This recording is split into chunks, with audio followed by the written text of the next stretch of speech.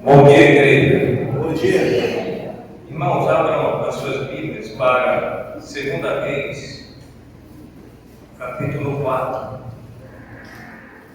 2 Reis, capítulo 4.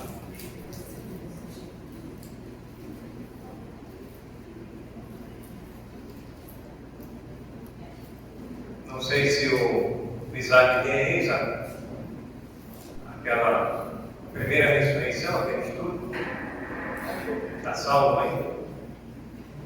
Veja aí, por favor. Se tiver, coloque aí para relembrar os irmãos. Nós estamos estudando, irmãos, uma série de estudos sobre as ressurreições. Domingo retrasado, nós falamos sobre a primeira ressurreição.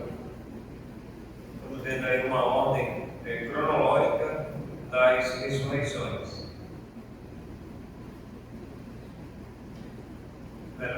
Só por favor. Quem lê? Entregou o ouro. Eu ia perguntar qual foi a primeira ressurreição que nós estudamos. A maioria dos irmãos já leram. Então coloca aí, de volta. Então, a primeira ressurreição, irmãos, é a história de Elias e também esta mulher que perdeu seu filho e Elias vai ressuscitar o filho desta mulher. Está registrado aí em 1 Reis, nós vimos aí 1 Reis capítulo 17, começando a partir do versículo 8. Então temos aí essa história, temos aí os slides, só para a gente relembrar. Os irmãos lembram um pouco da história, o que estava acontecendo, o contexto. Os irmãos lembram que Elias ele se deparou com o rei Acabe e a sua esposa, né, que era a Jezabel. E Acabe ele foi o rei perverso, depois da morte dos seus pais. A Bíblia diz que não teve outro pior do que ele. Parece que ele foi bem cruel mesmo, né? Ele era bem maldoso. E o Senhor levantou o profeta Elias para falar com ele, dizendo que não iria chover durante 3 anos e 6 meses. Então a escassez era muito grande. E o Senhor disse para Elias que ele tinha que fugir, né? E o Senhor ia sustentar o seu servo com pão e carne. Ali na torrente de Querite, ele foi parado ali, e os povos que traziam esse alimento. Deus usou até os povos, né, até os pássaros. A natureza está sob o controle de Deus. Nada foge do controle do Senhor. Até mesmo a sua própria criação, que Ele mesmo criou, está sob o seu domínio. Nada foge do seu controle. Deus então vai usar aquele espaço e de repente a torrente ela secou, não havia mais e não chovia mais sobre a terra. Então o Senhor disse para Elias, então Elias vai, desponte e vai a Serepta, que pertence a Sidom, tem mora ali, onde eu ordenei a uma mulher viúva que te dê comida. Aí o mapa, né? Está lá embaixo, né? Na torrente de Querite, está em Tesla, ele era dali, Elias, Tesbita, você fala de Tesbita, ele era dessa região aí, dessa cidade de Tesla. Ele passa pelo mar da Galileia, chega até a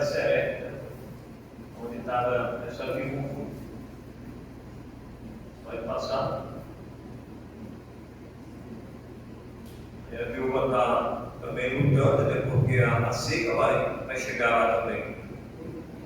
Natália apanhando os gravetos, ele se apresenta, conversa com ela e diz para ela fazer o alimento para ele, dentro toda aquela conversa. E ela diz: não, eu só tenho um punhado de azeite na panela, um pouco de azeite, a botija também já está secando, né? Tem aqui alguns cavalos, né? Está carregando a madeira, né? Alguns cavalos. Ela vai fazer uma comida para ela, para o filho dela, e ela já pensava em morrer. Vou fazer aqui, meu filho, vamos comer e vamos morrer. Pode passar. Ela ficou bem pensativa, né? Um dia Deus falou para ela. Ele disse para ela: olha, não tem, mas vai, faz para mim primeiro um bolo pequeno e traz para mim aqui fora, fará para ti e para o teu filho. Vai, faça. Então, aí ela foi lá, fez, pode passar. Faz lá o bolo, está mexendo lá. Próximo. É só um punhado de farinha, um pouco de azeite. E ela vai fazer o bolo para eles. Próximo. Estão comendo lá, estão alegres. Eles tinham falado. Próximo. E de repente o filho dela adoece e ele morre. E ela disse para ele que ele foi o causador da iniquidade, né, dos pecados, está falando do pecado dela. E Deus está punindo ela com a morte do seu filho. E ela acusa Elias pela morte do filho. E, na verdade, ele não tinha culpa nenhuma. Né? Deus estava dirigindo essa história. Próximo. Elias pega o menino e no quarto ali ele vai clamar ao Senhor. E o Senhor vai ouvir a voz de Elias e o menino vai ressuscitar.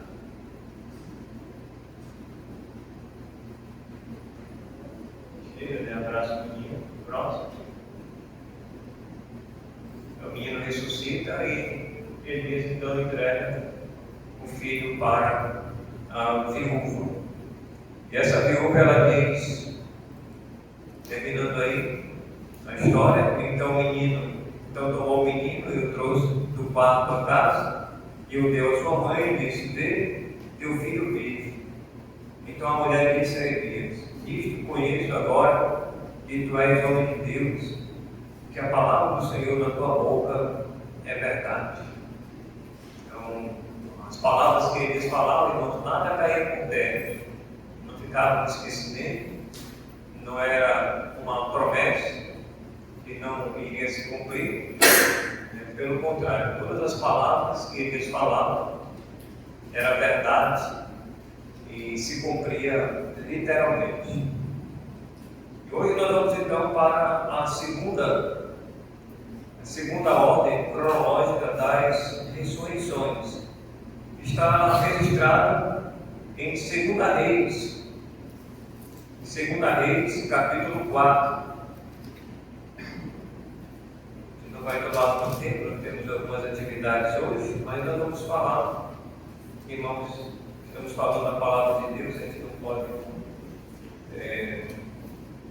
também deixar de falar, temos que falar. Então, segunda Reis, capítulo 4.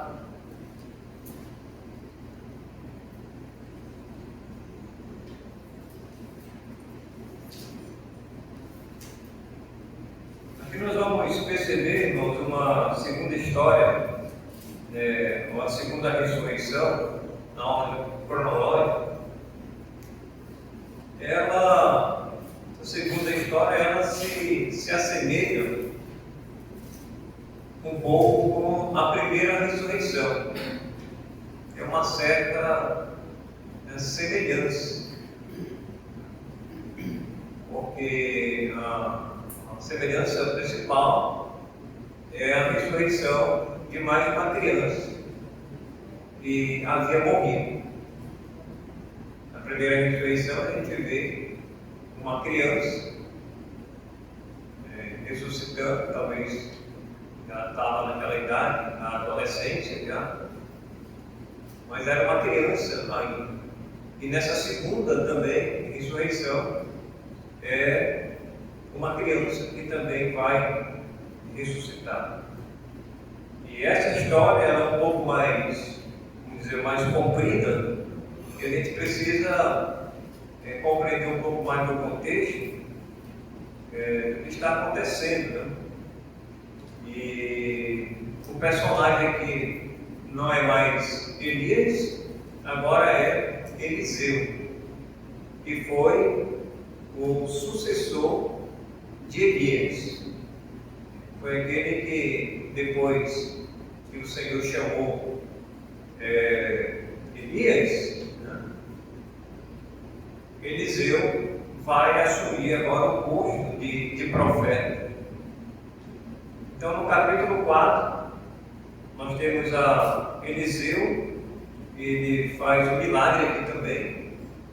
Ele aumenta o azeite da viúva. Não lembro que essa viúva aqui, ela tem uma dívida e os credores vão chegar para levar os filhos dela.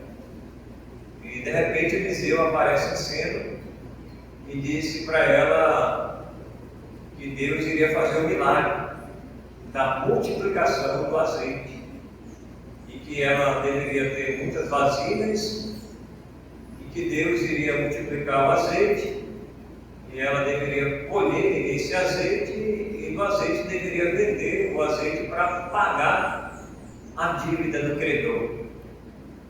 Então aqui nós temos uma história muito interessante, irmãos, no nosso dia de hoje, que todos nós, irmãos, precisamos de muita sabedoria de Deus para a gente não cair em dívida, às vezes uma dívida até impagável. E às vezes você vai ter que vender algumas coisas do seu lar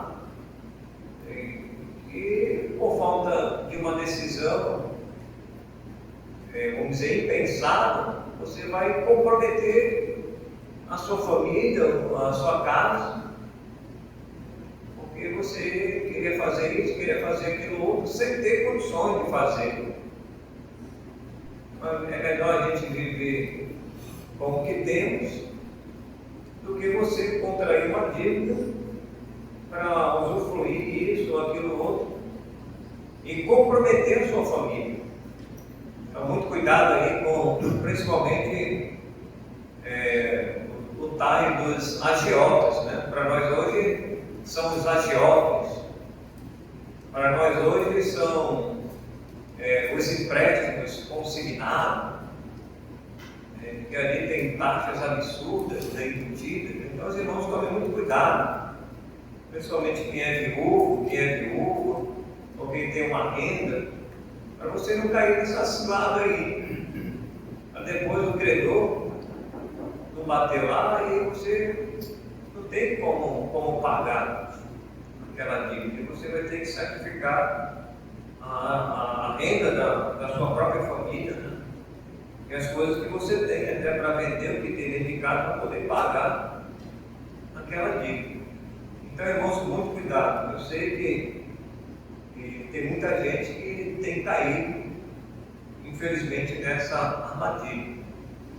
E a gente tem que tomar cuidado. Então, a Bíblia ensina isso aqui. Essa história aqui do credor não é uma história que ficou só registrada ou ficada. É para a gente tirar lições para a nossa vida. Então, irmãos, nós vamos agora diretamente falar sobre a segunda ressurreição. Estou falando da primeira, que é para a gente não esquecer. Como a gente tem um pouco da memória aqui de um povo de Israel, o povo de Israel, eles eram ensinados e com facilidade eles esqueciam. Eles esqueciam. Pode ter certeza que irmãos aqui, mensagem que a gente já falei aqui, e se eu falar de novo, talvez alguns irmãos vão relembrar. Outros não, pastor, eu não lembrava mais dessa mensagem que o Senhor falou há 2 meses atrás, há 3 meses atrás. A gente esquece, né? Fica pouca coisa. Fica pouca coisa. Muita coisa que o pastor já falou nas conferências das senhoras, né? Talvez daqui a um tempo as irmãs vão esquecer, né? Fica pouca coisa. O pastor Lorival falou aqui sobre as mulheres, né?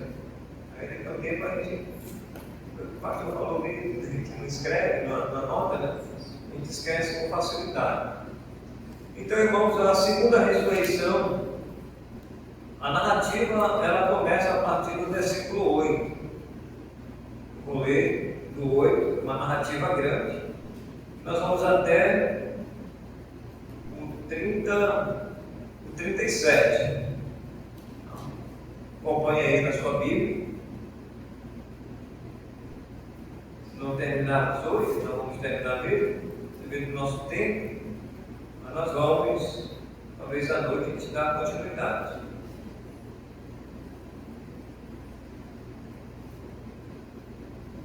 História interessante, diz assim: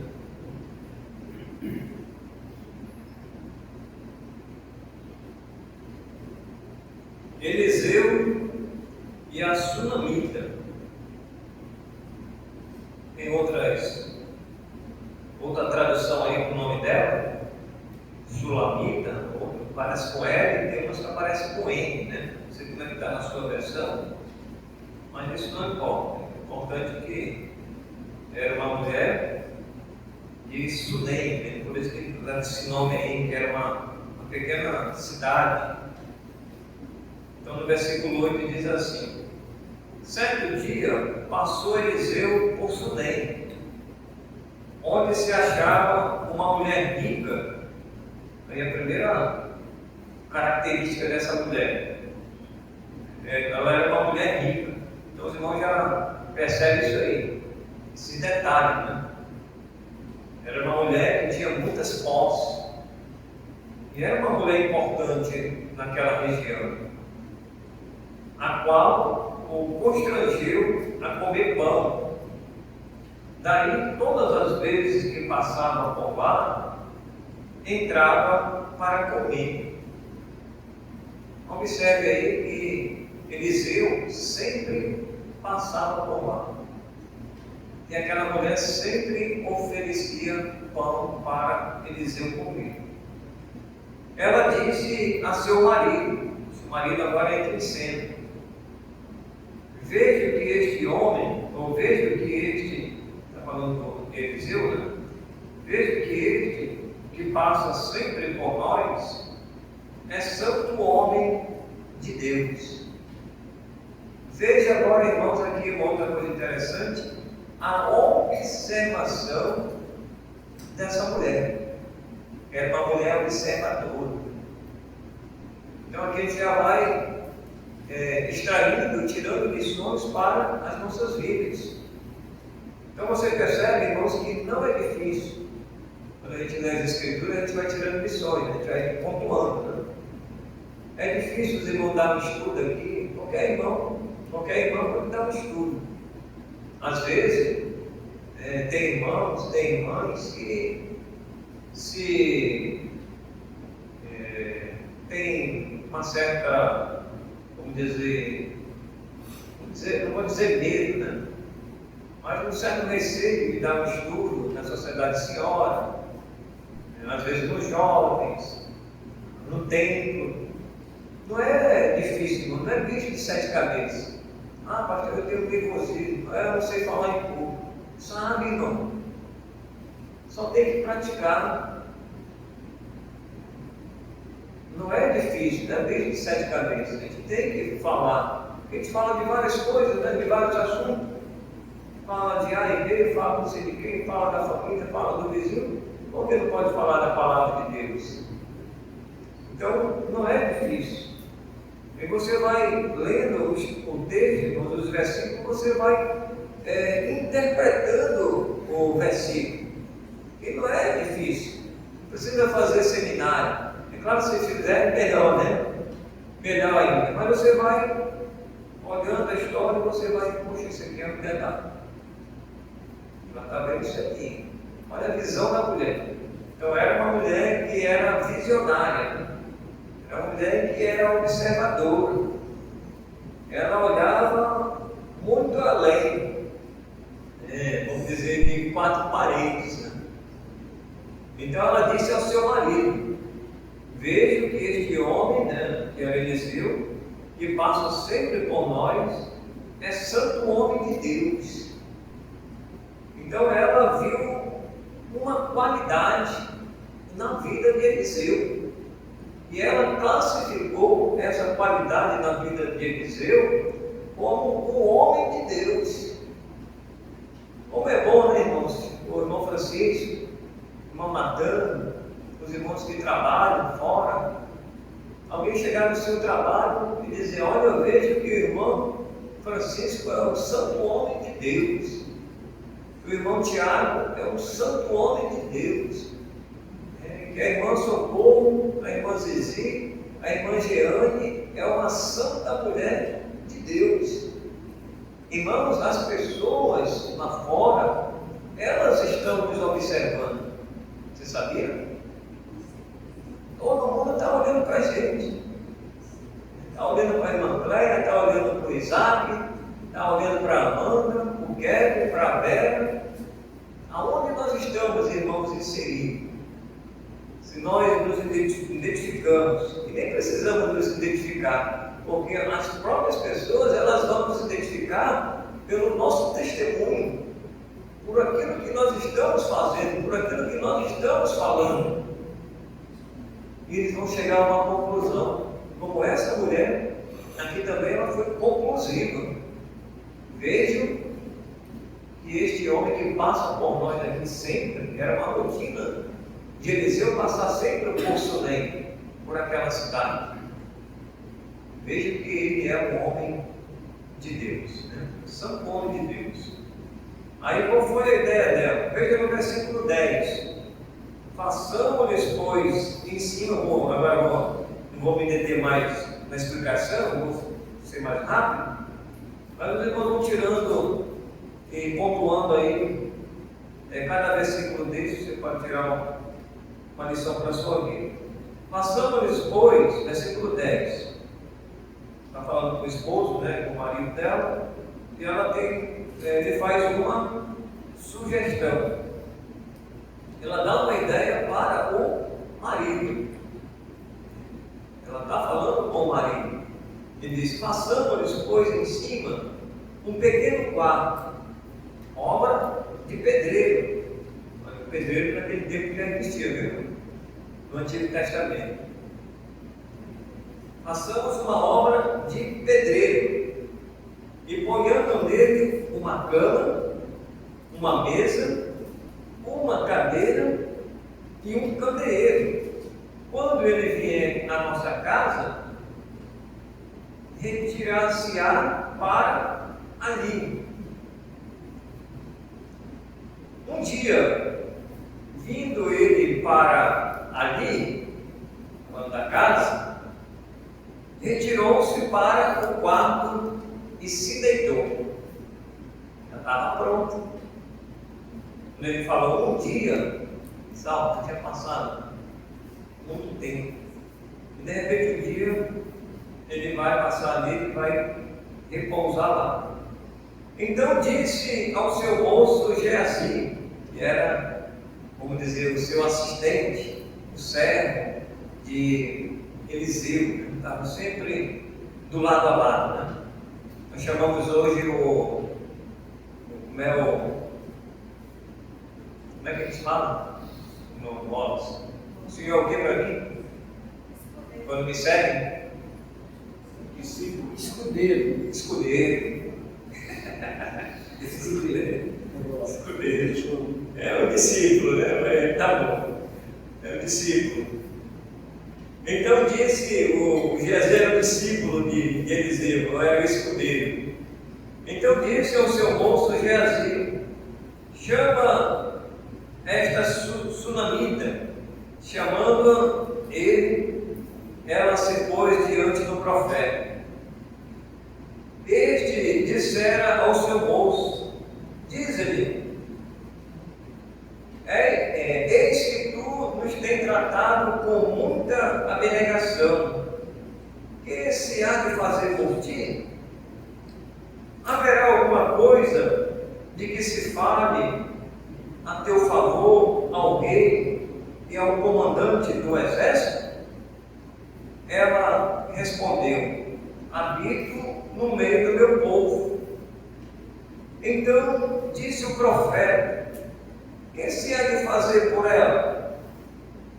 Geazi respondeu: ora, ela não tem filho, e seu marido, ele é o quê? Velho. Seu marido é velho. Eu lembrei de uma história aqui, não vou contar para os irmãos, não vou contar. Talvez à noite. Bem à noite eu vou contar uma história. É mais ou menos que aconteceu assim. Vamos continuar lendo. Interessante. Disse Eliseu: chamando-a ele e ela, se pôs à porta. Disse-lhe o profeta: por este tempo, daqui a um ano, abraçarás um filho. Ela disse: não, meu senhor, homem de Deus, não mintas a tua serva. Olha a reação dela. Não minta a tua serva. 17. Concebeu a mulher e deu à luz um filho no tempo determinado, quando se fez um ano, segundo Eliseu me dissera. Tendo crescido o menino, saiu certo dia a ter com seu pai, que estava com os segadores, estava já no campo. Disse a seu pai: ai, a minha cabeça. Então o pai disse ao seu moço: leva-o à sua mãe. Ele o tomou, levou a sua mãe, sobre os joelhos ficou sentado até o meio-dia e morreu. Subiu ela e deitou sobre a cama do homem de Deus, fechou a porta e saiu. Chamou a seu marido e lhe disse: manda-me um dos moços e uma das jumentas, para que eu corra ao homem de Deus e volte. Perguntou ele: por que vais a ele hoje? Não é dia de festa da lua nova, nem sábado. Ela disse: não faz mal. Então fez ela albardar a jumenta e disse ao moço: guia e anda, não te detenhas no caminhar, senão quando eu disser.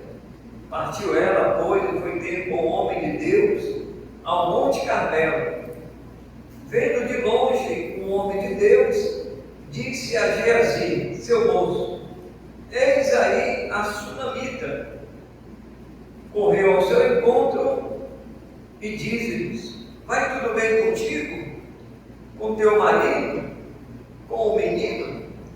Ela respondeu: tudo bem. Chegando ela, pois, ao homem de Deus, ao monte, abraçou-lhes os pés. Então se chegou Geazi para arrancá-las, mas o homem de Deus lhe disse: deixai-a, porque a sua alma está em amargura, e o Senhor o encobriu e não o manifestou. Disse ela: pedi a meu Senhor algum filho? Não, disse eu. Não me enganes. Disse o profeta a Geazi: cinge os lombos, toma o meu bordão contigo e vai. Se encontrares alguém, não o saúdes. E se alguém te saudar, não lhe responda. Põe o meu bordão sobre o rosto do menino. Porém, disse a mãe do menino: tão certo como vive o Senhor e vive a tua alma, não te deixarei. Então ele se levantou e a seguiu. Geazi passou adiante deles e pôs o bordão sobre o rosto do menino. Porém não houve nele voz nem sinal de vida. Então voltou a encontrar-se com Eliseu e lhe deu o aviso e disse: o menino não despertou. Tendo o profeta chegado à casa, eis que o menino estava morto sobre a cama. Então entrou, fechou a porta sobre eles ambos e orou ao Senhor. Subiu à cama, deitou-se sobre o menino e, pondo a sua boca sobre a boca dele, os seus olhos sobre os olhos dele e as suas mãos sobre as mãos dele, se estendeu sobre ele e a carne do menino aqueceu. Então se levantou e andou no quarto uma vez, de lá para cá, tornou a subir e se estendeu sobre o menino. Este espirrou 7 vezes, olha aí, foi 7 espirros, e abriu os olhos. Então chamou a Geazi e disse: chama a sunamita. Ele a chamou e, apresentando-se ela ao profeta, este lhe disse: toma o teu filho.